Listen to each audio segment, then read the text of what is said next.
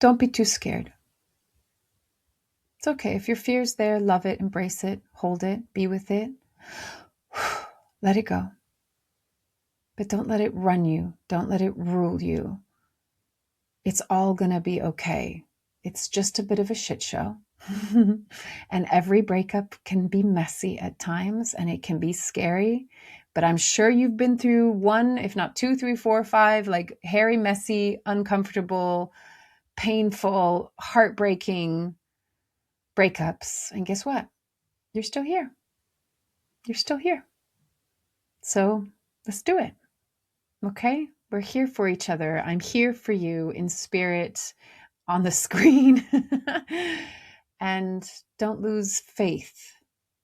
Don't lose faith in yourself. Don't lose faith in soul. Don't lose faith in source. You are held. You are loved. You are protected. You are free.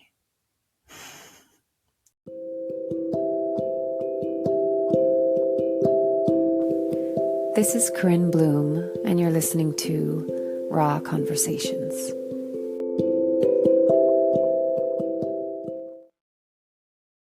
Hello, beautiful people. How are you doing?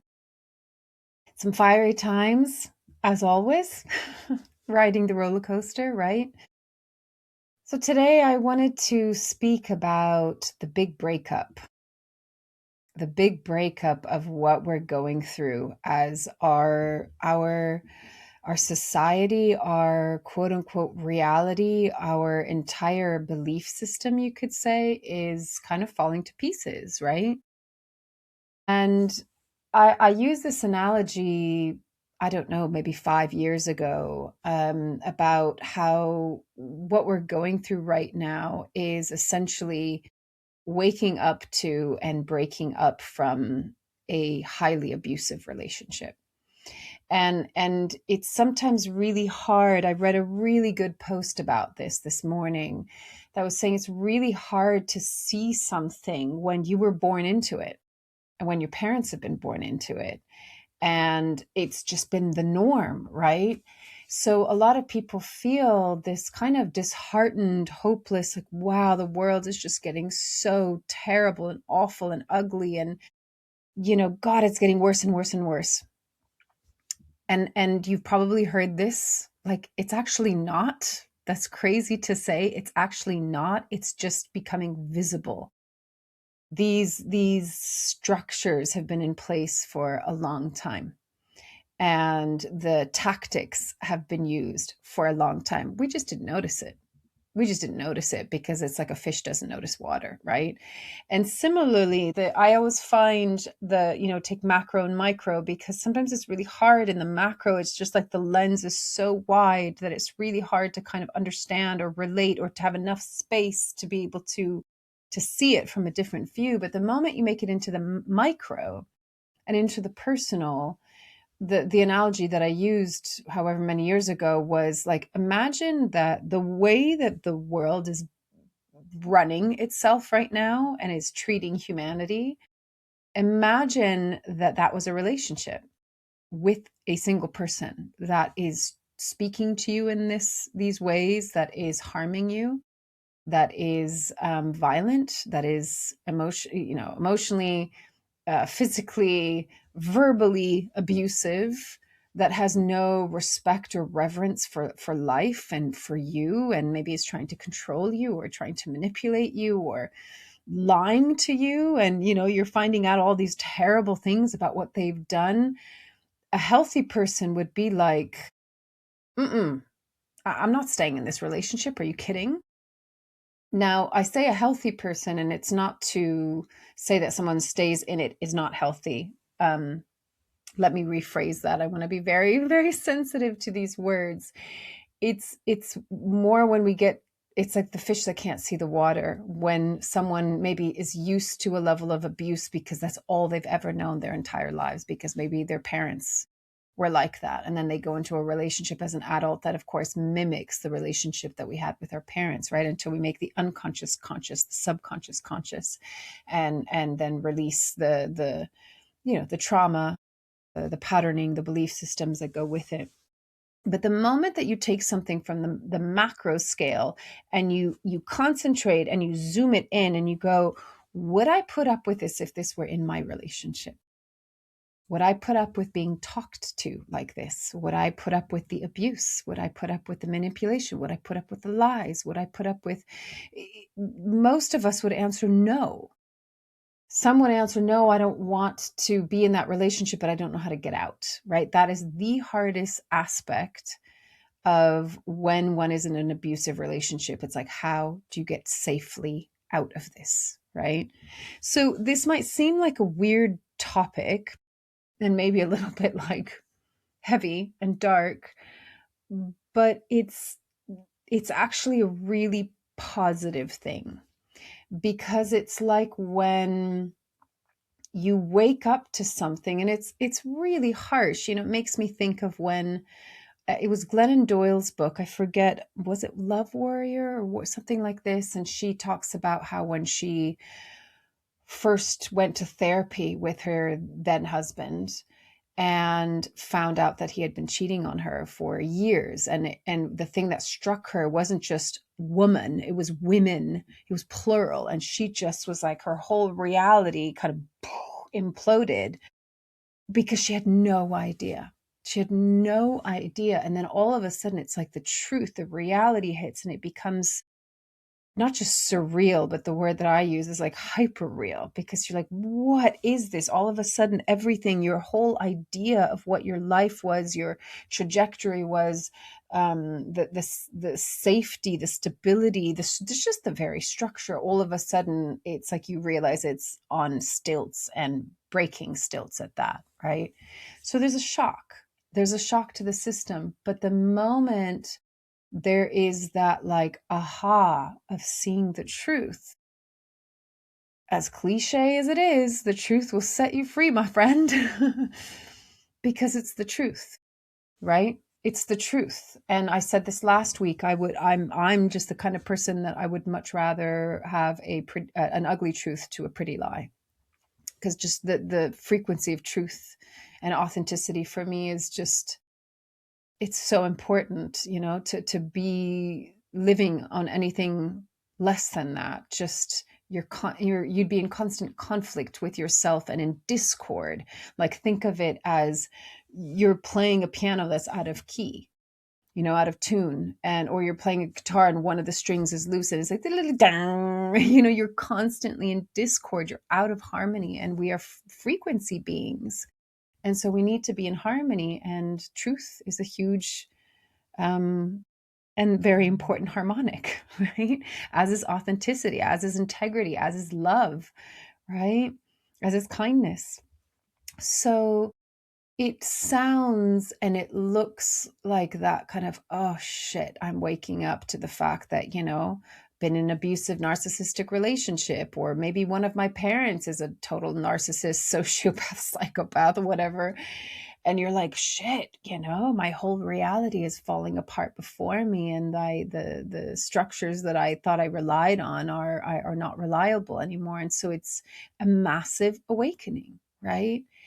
And at the same time, why it's such a great thing is because when you wake up to the truth, and when you wake up to being able to see the patterns rather than being manipulated by the patterns or brainwashed or whatever, I should be mindful of what words I'm using. When you're being essentially lied to like that, that's not in resonance, right? And probably a part of us always knows that something's a little bit off, or we're just not in our potential when we're being either dumbed down or disconnected from, I've spoken a lot around our disconnection from nature and from source, from ourselves, from our feelings, from our emotions. I talked about that last week. There's been so much that has pulled us away from who we innately are that our antenna is not as fine-tuned, right? It's not going to pick up the signals as much. But I do always believe that there's something in our gut that has this deeper, vaster knowing, whether we're conscious of it or not. Right now, we're going through, as a collective, as a people, as a humanity, as a species, like a massive breakup. And the thing is, it's really easy in a breakup, like even if you've been in just a terrible relationship, that you go through this phase. You go through the anger and the rage and all of these things, but then you might also have, but this was so nice. No, I don't want to lose that memory. Or because the thing is, it was less actually about that person or that thing. It was how we felt in it, or it was what we imagined about it. For instance, when I divorced my husband many, many years ago, part of my grief was not so much him, because I had already kind of been processing it for years. It was the grief of what I thought my life would be, what I thought it was going to be, and that it wasn't that. And that sometimes is a really hard thing to let go of. And yet, if something, in this case, on a collective level, if something is so profoundly detrimental to us, we have, part of it is letting go of all the things that we thought were lovely aspects of it. Like there's many things that people would love to just go back. Oh, can we go back to when like ignorance was bliss? And we didn't know this and we didn't know that. But the thing is, it still existed. It was still there. It's like someone saying, oh, I wish I could go back to before knowing that my partner was having all these affairs, because it seemed like we were happy. But no, not really, because otherwise that wouldn't have happened, right? Something was already out of harmony and in discord. And so I think, even though sometimes it takes a huge amount of courage to be living in truth, it ultimately is the biggest liberation, because truth allows us to just breathe. We don't have to, not, there's no part of us that needs to, even if the truth comes out and at first it's like, oh God, there is that initial pain. But I think the letting go of living a lie is a far greater relief than the initial pain of learning the truth. And this is the school of life. It's the school of hard knocks. Like, this shit ain't easy a lot of the time. But if you face each challenge knowing somehow that you were designed for this and you are capable, and nothing is ever too much for your soul. You think it's too much, and sometimes it feels like, back off, like this is too much, but you're still capable. You're actually beyond capable. And so right now, I know that so many people, it's adrenalizing and it's stressful. And for some, maybe you're really scared or really anxious, or it's just destabilizing or confusing or just overwhelming, like way too much crap, way too much noise, way too much information, way too much mixed information, way too much like what's real and what's not real, what's AI and what's, it's madness. And yet, as I've been saying, that the louder things get, the quieter we have to get. The more chaotic things get, the calmer we have to get. The more fake things get, the more real we have to become. So it's showing us in this realm of polarity what we need, what we're letting go of, what we're breaking up from and separating from, and being like, yeah, I can cut the cord on that one. I don't need this anymore. And we're doing this collectively. And the reason why I want to talk about this is because if we can collectively say, no more to the abuse, no more to the lies, no more to the bullshit, no more to dot, dot, dot, dot, dot, dot, dot, fill in the blank. And instead, we go, okay, no, the system can't continue. Anything, even a narcissist cannot use the same tactics if we no longer fall for the tactics anymore. We go, no, I see exactly what you're doing. I know exactly what you're doing. I know exactly how you're manipulating me. I can see it. I know it. I can feel it now because I know the trigger, right? And then you just don't give it any energy and it runs out of steam. Eventually it runs out of steam. And in the meantime, instead of feeding that, we actually find more courage and confidence to come back to ourselves and to build. The word confidence is really important, to build that sense of self-trust that then builds the confidence for us to be able to walk away, because that's what it requires in the end. There's no repairing it. There's only walking away from it. So, but the story that I wanted to tell is, I think for me, the best example that we're being shown of what's actually going on is Monsters Inc. Have you ever seen that? Was it Pixar film or something like this? that the main part of the story is that the way that Monsterville charges its city, that gets its electricity, is by the monsters going out at night and scaring the kids and catching their screams, and then the screams gives them the power to have electricity, right?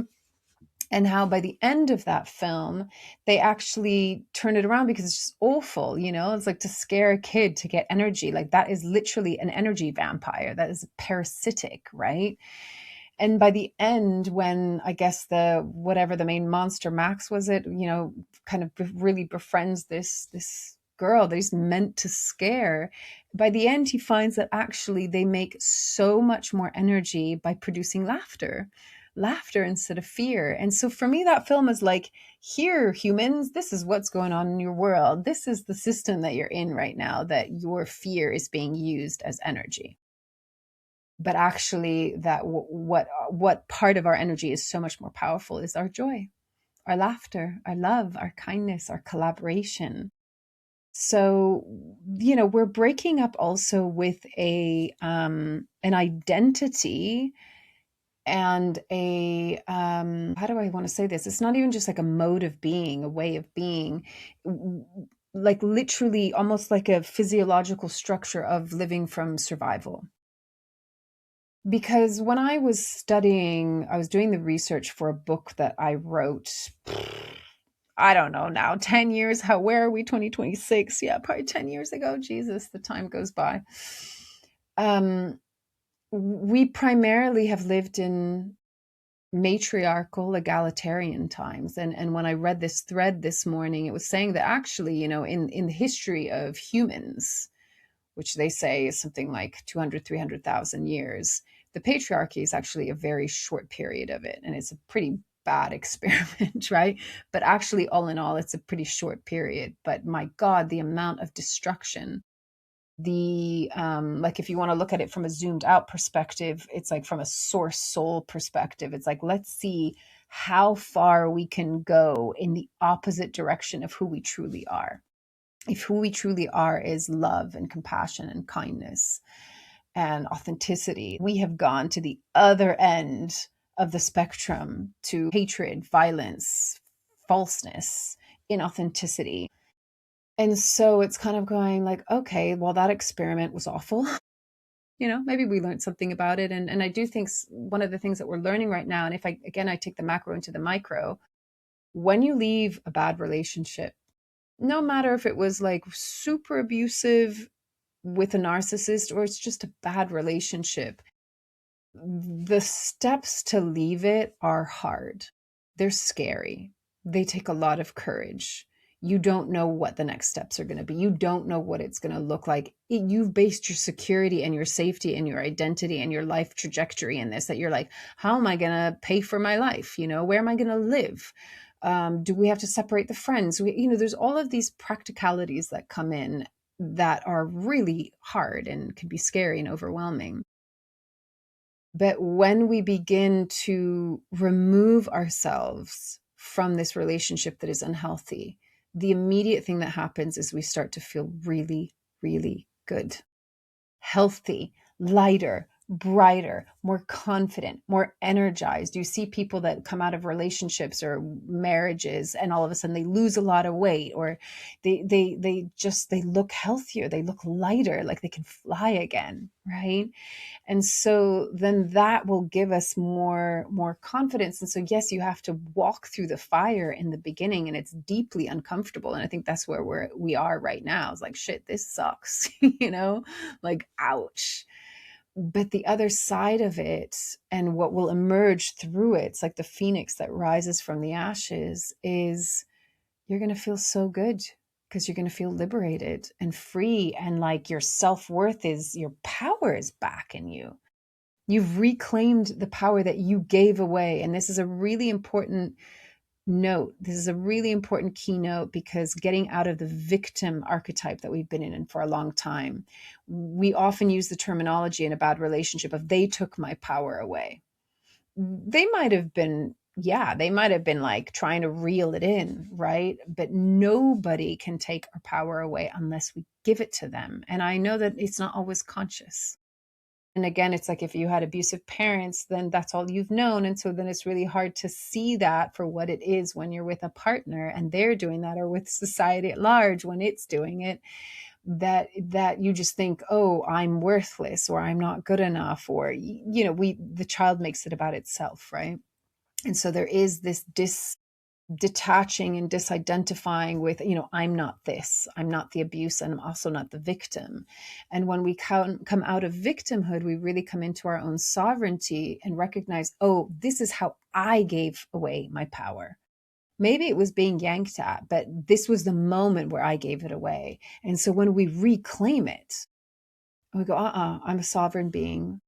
Remember what I said last week or the week before, nothing can touch your soul. Nothing can harm your soul. Nothing. So this illusion of losing our power, the illusion of losing our worth, it's just a belief. And it can be very convincing, that belief, right? And other people can be very convincing, and especially if that's all we've known. But the moment you see it, and you get the formula, like pay attention to what's on the world stage. Can you see the formula yet? Can you see the repetition? It's not innovative. It's the repetition of the same thing again and again and again and again and again. The same scare, the same like, ooh, we're going to create this problem and then we're going to create the solution to fix that problem. But it was all done by the same puppeteers, right? So take a moment to just breathe into yourself.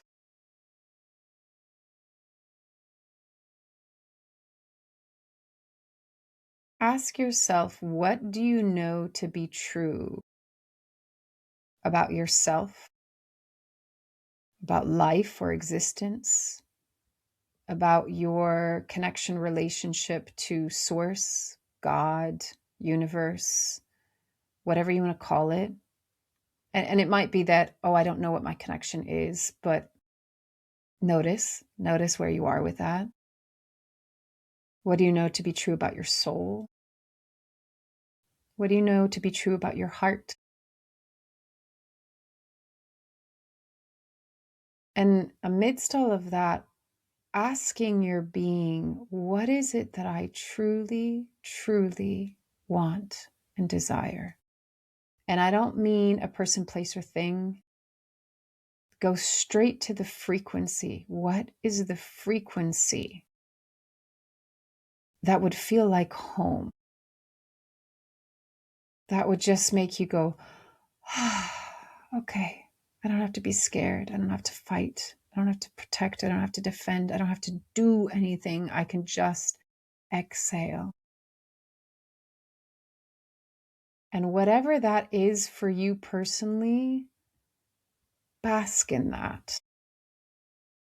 Feel it. Let it, like, even just as I'm sitting here, I can feel immediately how my body, the energy around my body, my auric field changes. It feels warm and fuzzy and like cozy. And I'm wearing this like nice jumper because it's raining today, although I miss the sun. But it's like it feels soothing and comforting.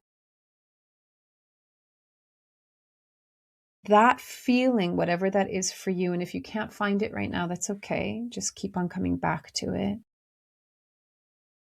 That needs to be the guiding point. What is going to change the way that we show up in the world and what is going to change the world itself is a state, a feeling state, a being state. Sure, there are things that we have to do and get done to create a new world, right? Which is happening simultaneously. But it has to initiate from that from that feeling state, because I used to talk about this when I would do manifestation courses. If you're trying to manifest out of fear or lack or expectation or an old pattern or an old belief system about yourself, you're going to keep on manifesting shit that ain't good for you, right? You're going to keep on manifesting the same asshole because it's the birthplace of creation is from a state of feeling, from a state of being. The doing happens secondary, right? It's after. So what we're tending to right now, and you know, I would say this of a person that is wanting to leave a relationship, it's like, tune into your heart, tune into your body. Your body already knows.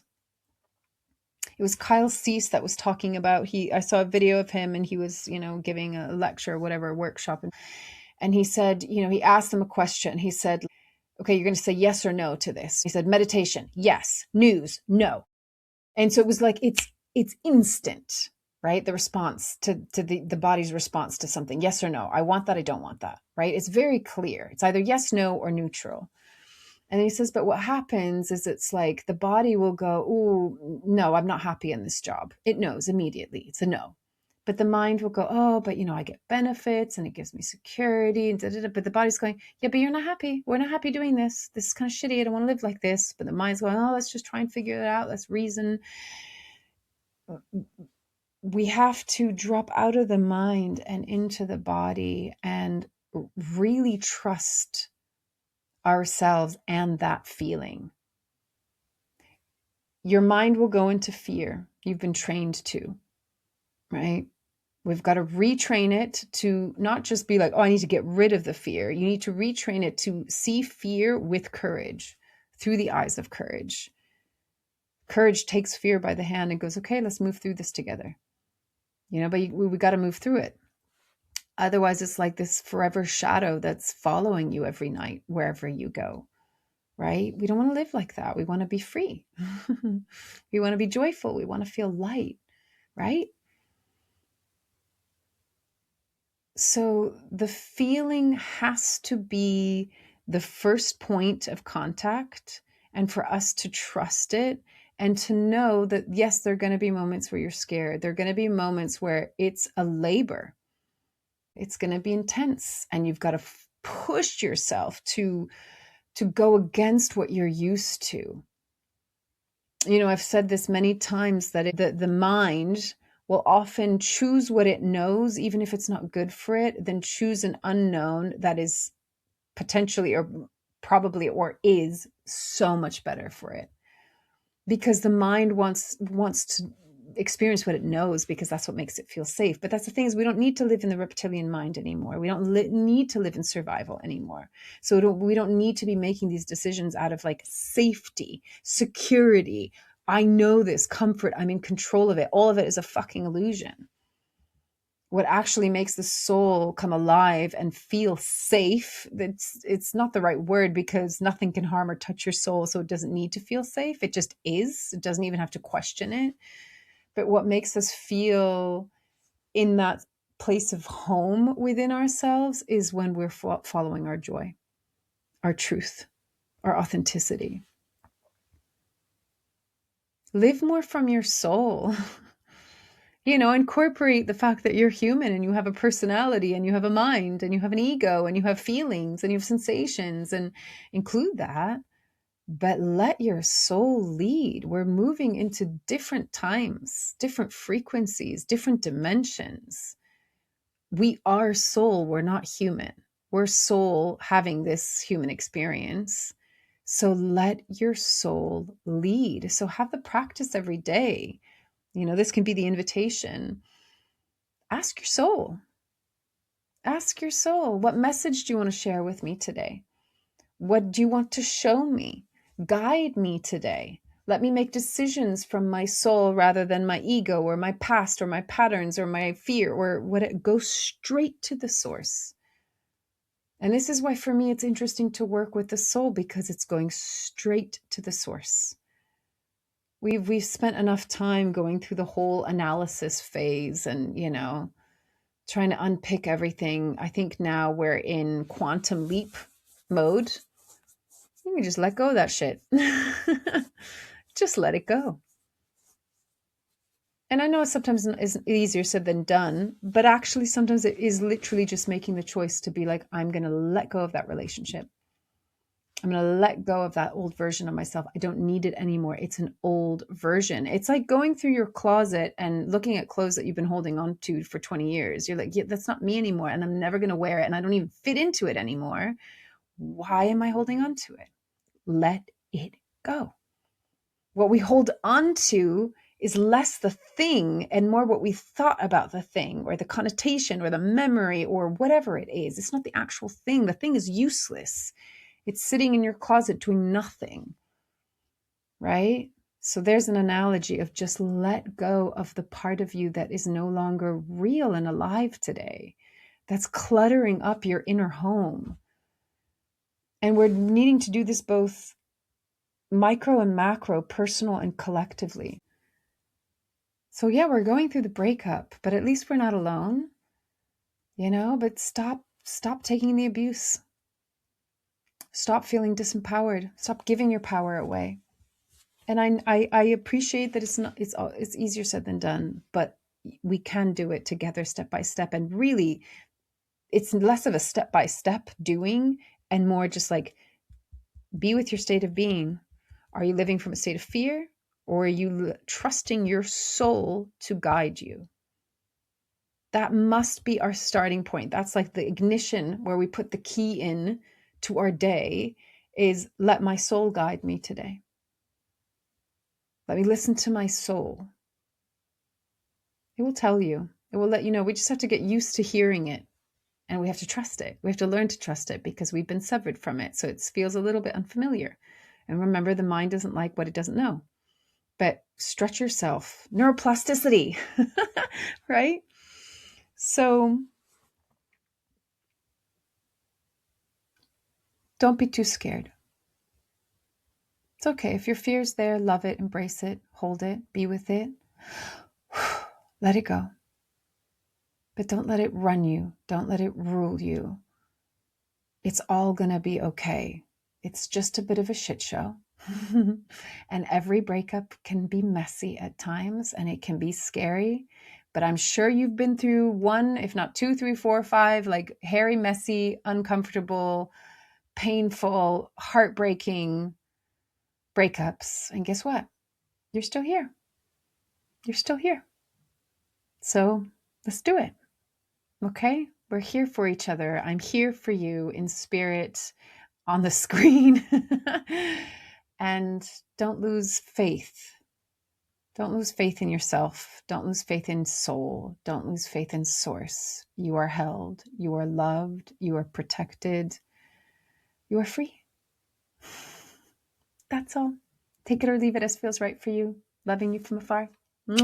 Bye.